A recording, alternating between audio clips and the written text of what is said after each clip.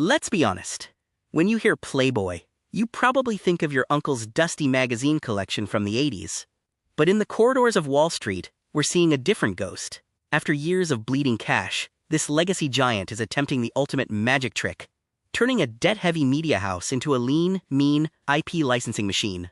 Welcome to the 2025 Strategic Deep Dive by HDIN Research.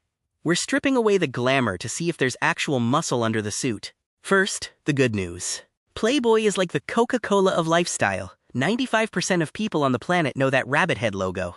Whether you're in London, Tokyo, or Sao Paulo, the brand is already there. They aren't just selling content, they are selling a vibe in 180 countries. It's an infrastructure of fame that most startups would kill for. But as we're about to see, being famous doesn't always pay the rent. Here's the wow factor, and not the good kind.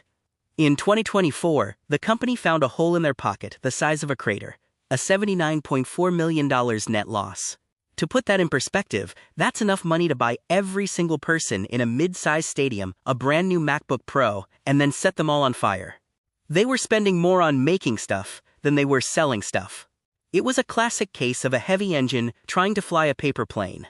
So management looked in the mirror and said, enough. They stopped trying to be a tech platform and decided to be a landlord. The new mantra? Asset light. They aren't building the house anymore. They're just charging you for the name on the front door. This isn't just a pivot, it's a survival instinct. Look at this swing. In business, we call this escaping the gravity of debt. Moving from a $6 million loss to a $17 million gain in adjusted EBITDA is a $23 million turnaround. In layman's terms, the business finally stopped gasping for air and started breathing. It's the difference between a sinking ship and a boat that's finally found its motor. Where is the money actually coming from? If you look at the pie, licensing is only 38% of the revenue, but here's the secret. It's almost pure profit. Licensing has a 90% margin. That means for every dollar they take in, they keep 90 cents. Compare that to their lingerie brand Honey Birdette, where they have to pay for fabric, stores, and staff. Licensing is the golden goose. Everything else is just the farm. They made a deal with a group called PLBY. Basically, Playboy said, you run the digital platforms, you take the tech risks, and just send us a check for at least $20 million every year.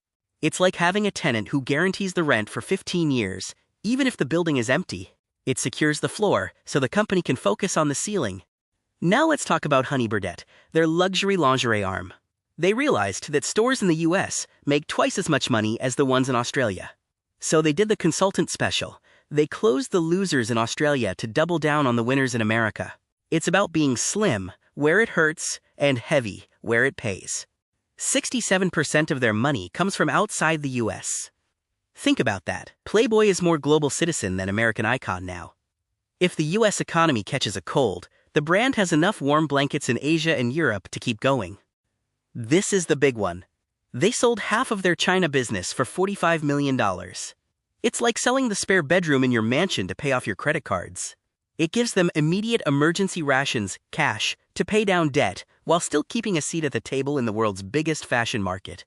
How do they beat OnlyFans or luxury brands? By being the classy rebel, they use the legacy of the magazine to stay premium, while using digital partners to stay current. They aren't fighting in the mud, they're sitting in the VIP lounge watching the fight.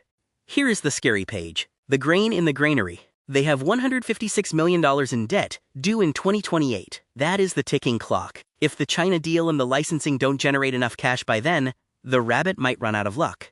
This is the number one thing keeping their CFO awake at night. They even cut down on their office space. They subleased 37,000 square feet in LA. Basically, they realized they didn't need a palace to run a lean business. Every dollar saved on rent is a dollar that can be spent on growing the brand. A moment of brutal honesty. Their auditors found material weaknesses. In plain English, their bookkeeping was a bit of a mess. When the numbers guys say they're worried about how inventory is valued, investors should listen.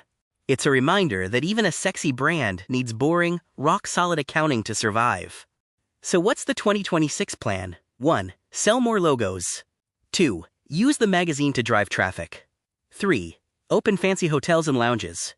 They want you to wear the shirt, read the stories, and then stay in the hotel. It's a closed loop of cool. Playboy is proving that you can't kill a global icon, you can only reorganize it. If you want more deep dives into how the world's biggest brands are pivoting their strategy, subscribe and visit us at HDIN Research. Whether it's luxury, media, or tech, we find the truth behind the numbers. See you in the next one.